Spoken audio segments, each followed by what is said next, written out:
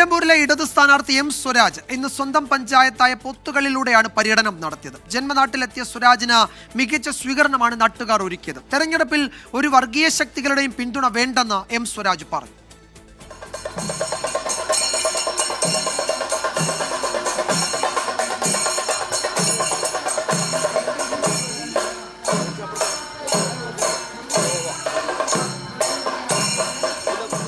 പോത്തുകൽ പഞ്ചായത്തിലെ വെള്ളിമുറ്റം.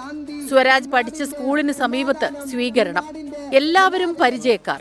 നാട്ടിൽ വോട്ടു ചോദിക്കലല്ല, പരിചയം പുതുക്കലാണ് ഇടതു സ്ഥാനാർത്ഥിക്ക് ഇന്നത്തെ ദൗത്യം. വിവിധ സ്വീകരണ കേന്ദ്രങ്ങളിൽ നാട്ടുകാരന് നല്ല വരവേൽപ്പ്.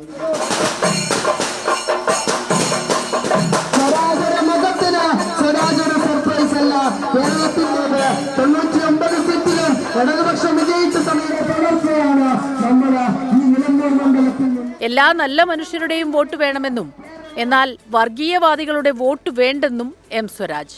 അപ്പോൾ എല്ലാ വർഗീയവാദികളോടുമുള്ള അഭ്യർത്ഥന, നിങ്ങൾ ആ വർഗീയതയുടെ വിഷാംശത്തിൽ നിന്ന് വിമുക്തരായി നല്ല മനുഷ്യരായി മതനിരപേക്ഷ ചേരിയിലേക്ക് കടന്നു വരിക എന്ന അഭ്യർത്ഥനയാണ് എനിക്കുള്ളത്. സ്വീകരണ കേന്ദ്രങ്ങൾക്കപ്പുറം നാട്ടുകാരോട് മത്സരകാര്യം നേരിട്ട് പറയാൻ വീടുകളിൽ കയറാനും സ്ഥാനാർത്ഥി മറന്നില്ല. 24 നിലമ്പൂർ.